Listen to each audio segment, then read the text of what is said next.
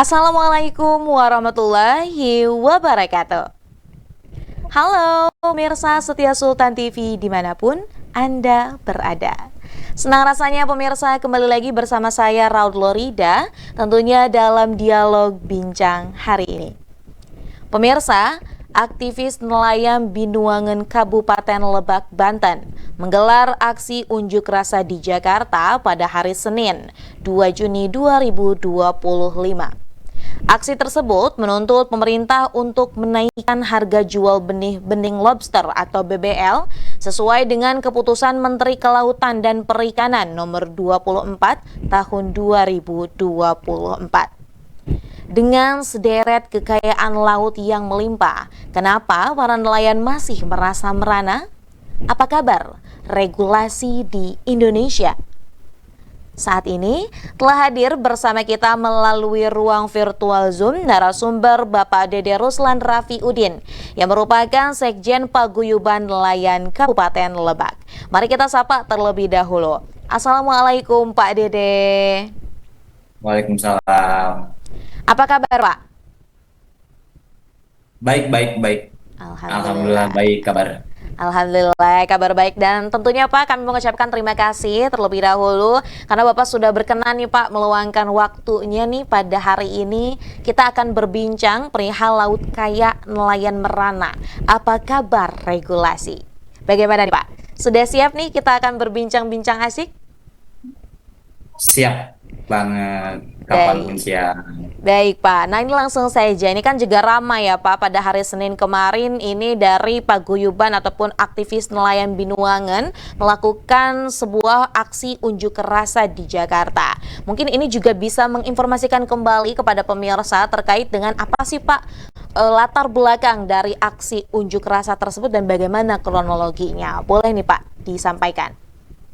Oke, sebenarnya kronologi yang terjadi ketika para nelayan eh, banyak mengeluh kepada kami di paguyuban, di diskusi-diskusi kecil kalau bahasa kami itu di saung-saung amben tempat kumpul nelayan.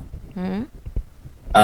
Sudah banyak nelayan mengeluhkan tentang harga benih-benih lobster yang sampai di angka 2.500 dan itu menjadi polemik.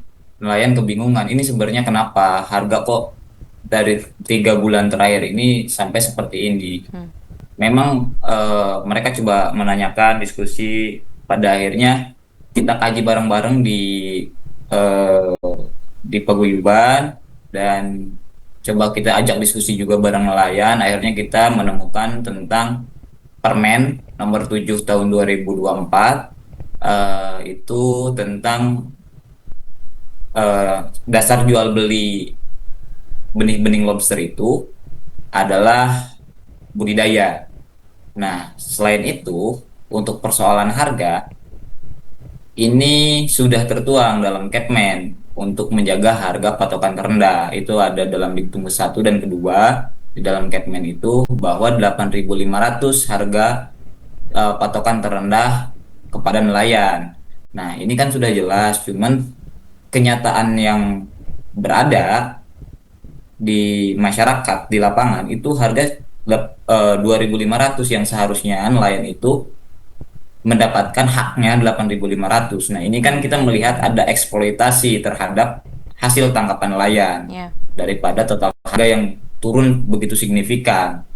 Nah, maka untuk bagaimana kita mengetahui titik problem persoalan ini bisa terjadi terhadap nelayan, coba kita kumpulkan pada saat itu kita melakukan diskusi bersama koperasi-koperasi Mitra BLU, Dinas Perikanan Kabupaten Lebak, DPRD dari fraksi Demokrat, Komisi 2 di bidang perikanan, ada fraksi Demokrat dan ada fraksi P3. Waktu itu ada Ibu Haji Dede dari Demokrat dan Pak Muhi dari P3.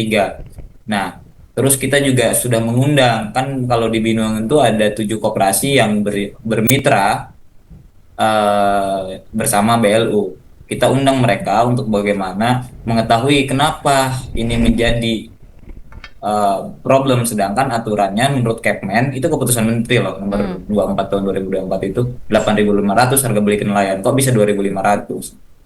Nah, di titik di sana koperasi mengeluhkan tentang PO yang tidak setiap hari hadir untuk bagaimana mengantisipasi kerugian, maka mereka membeli dengan harga rendah itu.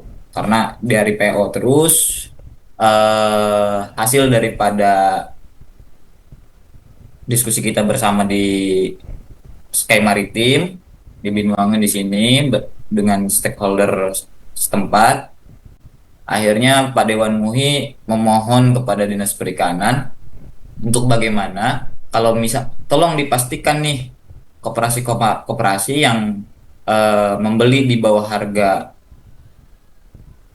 tidak sesuai dengan Kepmen, tolong eh, dari Dewan P3 meminta dicabut tuh Hmm. izin koperasi itu, izin pembelian. Terus daripada fraksi Demokrat meminta untuk bagaimana ini harus segera dicarikan solusinya nelayan. Nah, kami sebagai nelayan meminta kepada Dinas Perikanan untuk bagaimana menyampaikan hasil daripada diskusi kita bersama tentang keluhan-keluhan para nelayan di lapangan untuk bagaimana bisa langsung disampaikan kepada KKP dan BLU pihak terkait. Nah, setelah pertemuan itu kami dapat rilis berita daripada hasil pertemuan audiensi Dinas Perikanan dan dan KKP ataupun BLU. Nah, hasil dari pertemuan itu kami tidak menemukan titik solusi, Hmm. tidak titik solusi daripada penyampaian itu, Pan. Pada akhirnya kita sampaikan hasil hasil audiensi Dinas Perikanan dan KKP, kami memiliki kejanggalan besar pada saat itu. Nah, makanya nelayan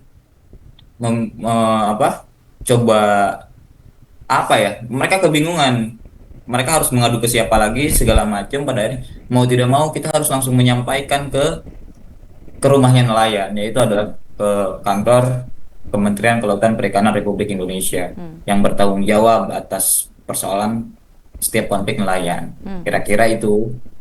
Secara kronologinya. Baik, jadi memang tadi yang Bapak sampaikan bahwa tadinya kan kalau kita lihat juga dari peraturan kementerian juga memang harganya di 8.500, namun pada kenyataannya ini 2.500, ini cukup jauh ya Pak ya kalau Ya, itu kita dia. lihat. Nah, itu kan pertanyaannya kemana lah ibaratnya ya. Dan tentunya ini kan merugikan. Dan tadi juga Bapak menyampaikan bahwa sebelum dilakukan unjuk rasa, memang para aliansi nelayan ini sudah melakukan audiensi, namun tidak ada solusi. Seperti itu ya Pak? Ya, itu. Wah, baik. Nah, kemudian Pak, ini selain terkait dengan harga tersebut, yang ini juga menjadi tuntutan, apakah ada tuntutan lain Pak yang memang ini disuarakan pada aksi yang dilakukan pada hari Senin lalu? Sebenarnya kita ada 7 tuntutan, saya bacakan saja ya. Boleh, silakan Pak. Jadi setelah kita diskusi bersama dan ini disampaikan terlebih dahulu kepada nelayan bahwa apakah benar memang 7 tuntutan ini mewakili keresahan nelayan PBL. Nah, ada 7 tuntutan dan ini disepakati bersama oleh seluruh nelayan dan hasil daripada diskusi seluruh nelayan bersama panitia kecil. Ini kita membuat 7 tuntutan. Pertama adalah mendesak pemerintah untuk menegakkan keputusan Menteri Perikanan dan Kelautan Republik Indonesia nomor 24 tahun 2024, khususnya pada diktum pertama dan kedua yang mengatur harga patokan terendah benih-benih lobster. Kedua, meminta evaluasi dan penindakan tegas terhadap koperasi ataupun pihak pembeli yang diduga membeli benih-benih lobster di bawah harga patokan terendah. Ketiga, hilangkan sortiran yang begitu ketat dan mekanisme distribusi pasar yang transparan dan berpihak pada nelayan kecil. Keempat, menyuarakan agar nelayan tidak terus menjadi korban dan mekanisme pasar yang tidak manusiawi. Kelima, mudahkan akses KUB, kelompok usaha bersama nelayan, dalam menjalin perjanjian kerjasama dengan BLU.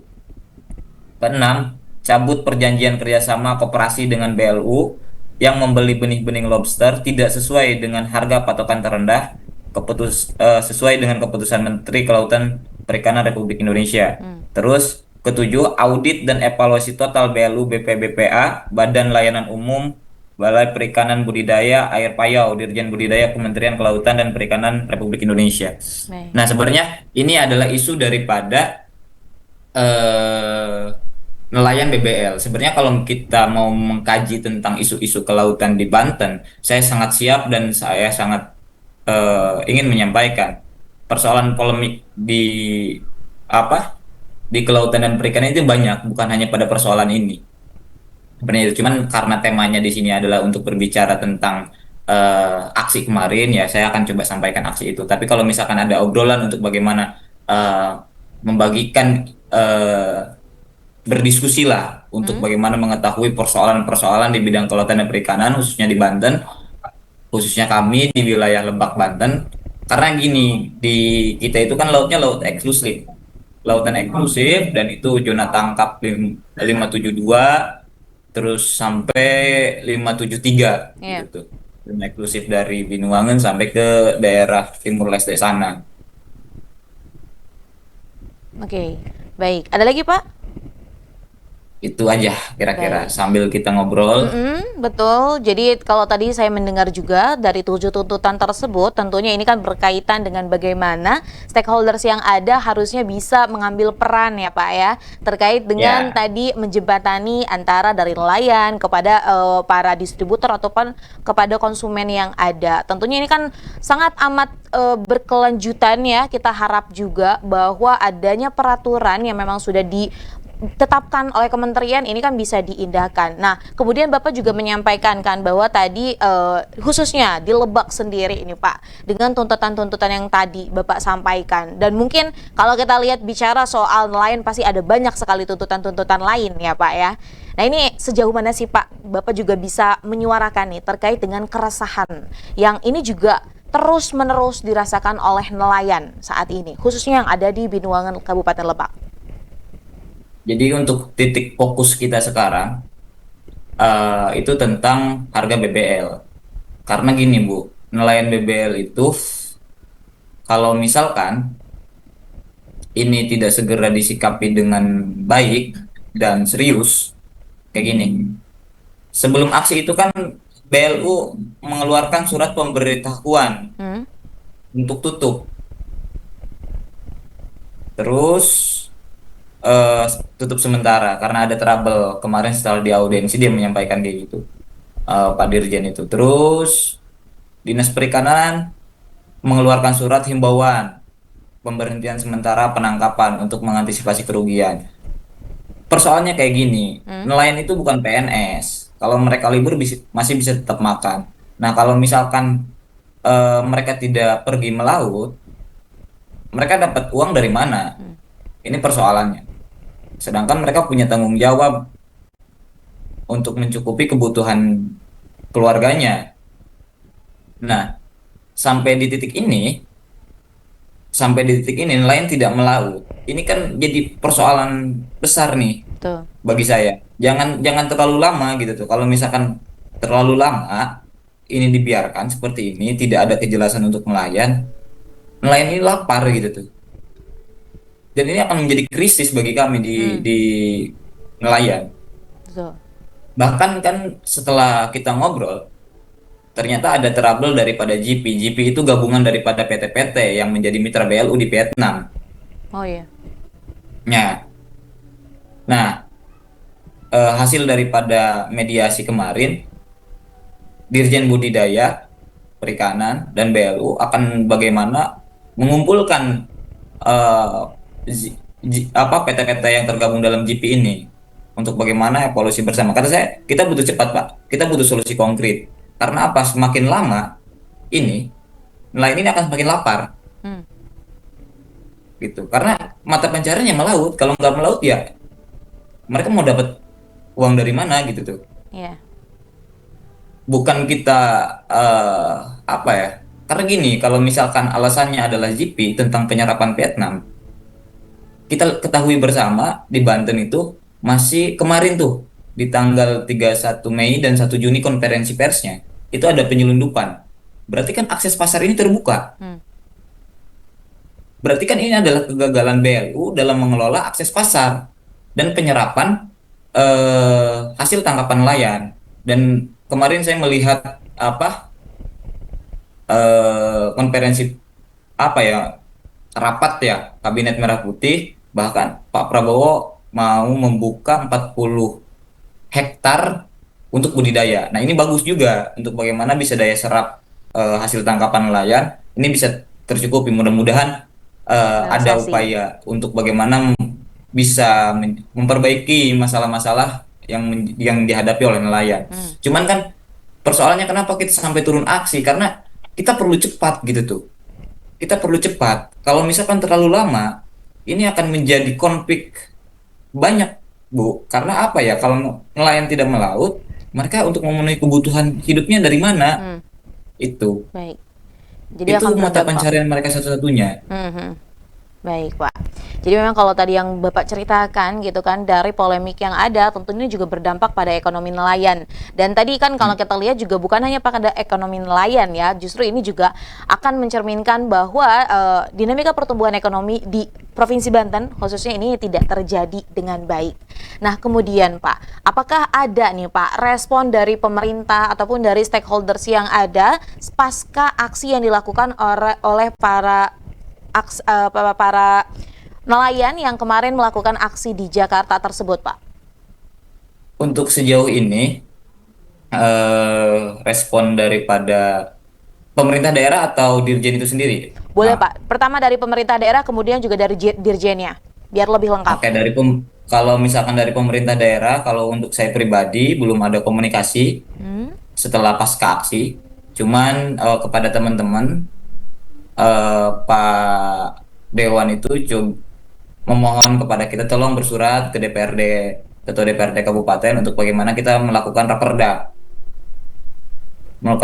dan kita kalau misalkan kita perlu tindakan tegas, kita tindakan tegas gitu tuh. Hasil daripada raperda kita coba nanti kalau di raperda kan nanti dinas yang undang koperasi-koperasi itu. Kan kemarin sempat diundang Bu oleh kita 2 kali Hmm. koperasi-koperasi itu. Cuman Tidak hadir. eh, tidak hadir. Hmm. Cuman ada beberapa koperasi.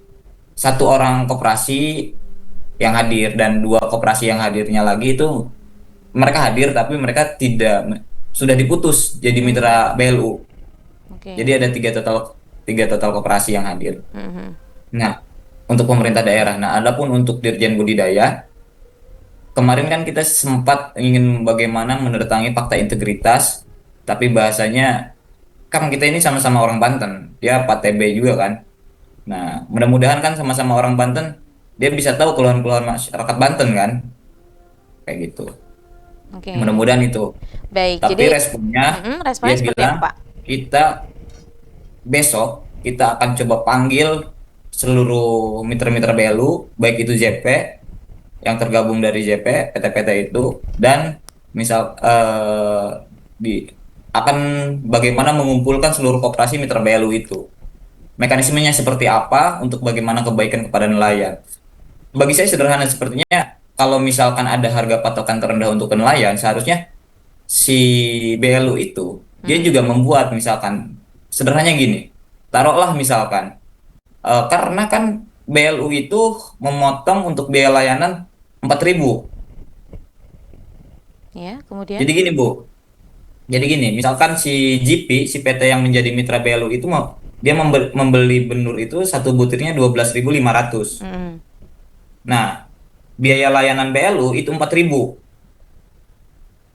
Jadi sisanya misalkan kemarin tuh terakhir ya di April itu mitra BLU GP itu memberikan harga 12.700. Nah, biaya layanan 4.000 dari BLU. Sisanya adalah 8.700. BLU membeli benur ke koperasi Hmm. 8.700.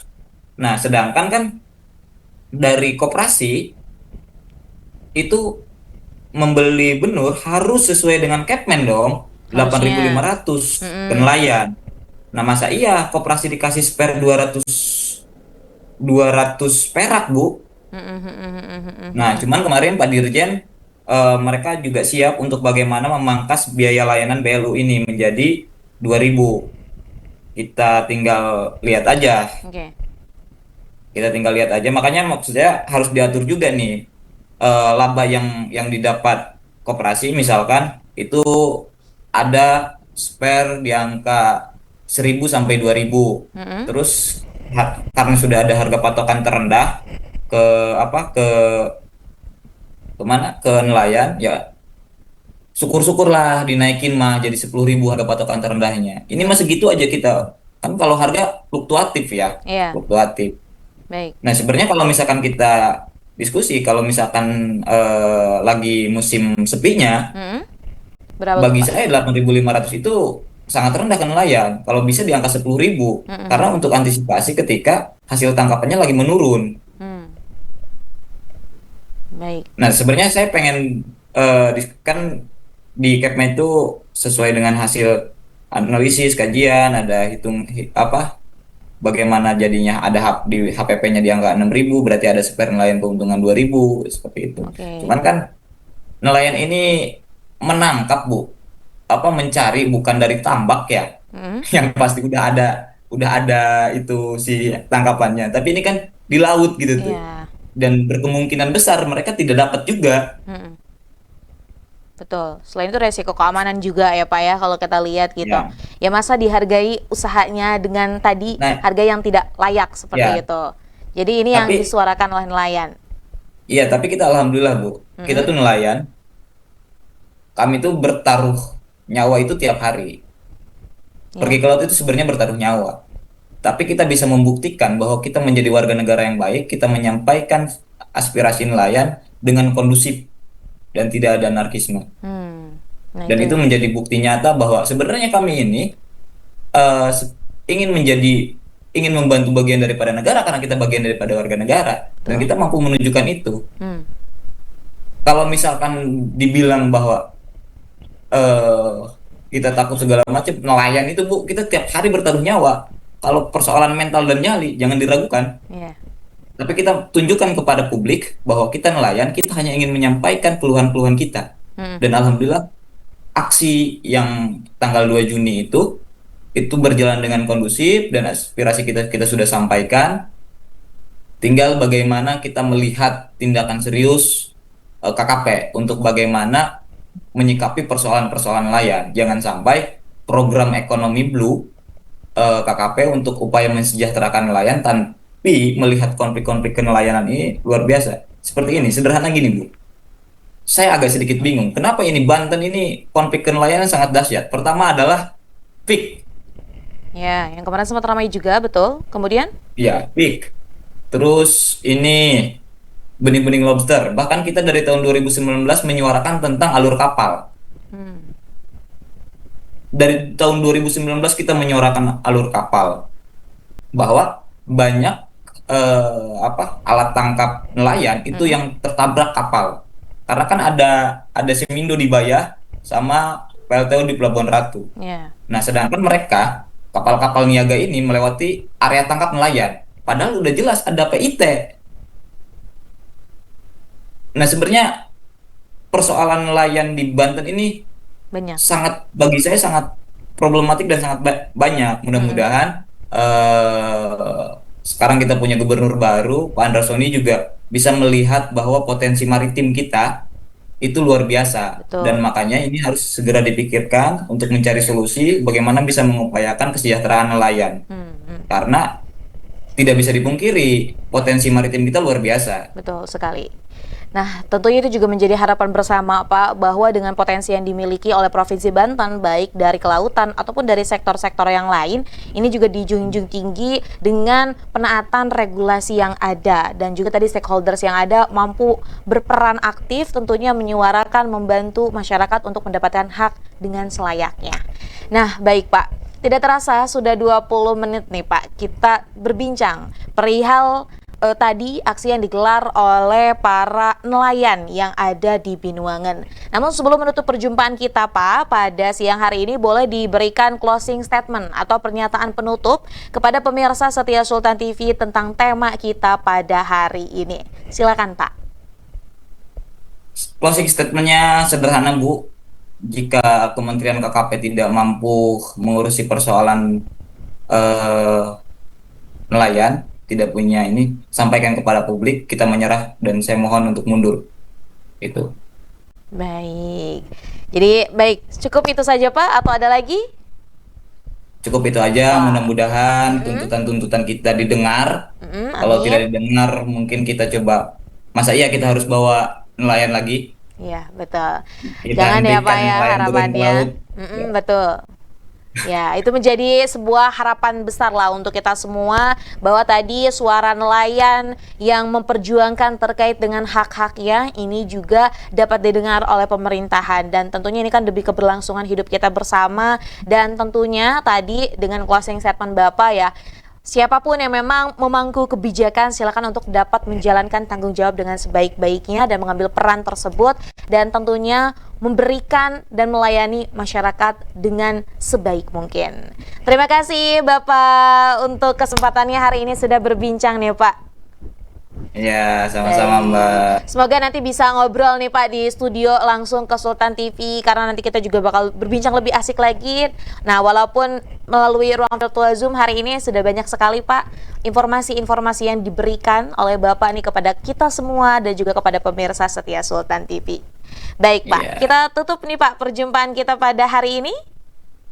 Terima kasih iya, Pak, iya. sehat selalu dan kemudian juga salam kepada para nelayan. Semoga diberikan kesehatan dan rezeki yang melimpah.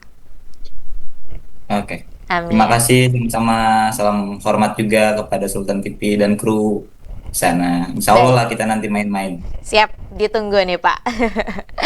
Baik pemirsa setia Sultan TV dimanapun Anda berada. Demikian perbincangan kita hari ini bersama Pak Dede Ruslan Rafiuddin yang merupakan Sekjen Paguyuban Nelayan Kabupaten Lebak. Membahas tema Laut Kaya Nelayan Merana. Apa kabar regulasi? Ada banyak sekali tadi informasi yang kita dapat dan semoga hal-hal tersebut dapat bermanfaat serta berkelanjutan. Saya, Raud Lorida dan segenap kru yang bertugas pada hari ini mengucapkan terima kasih, pamit undur diri. Sampai jumpa. Wassalamualaikum warahmatullahi wabarakatuh. Salam. Terima kasih.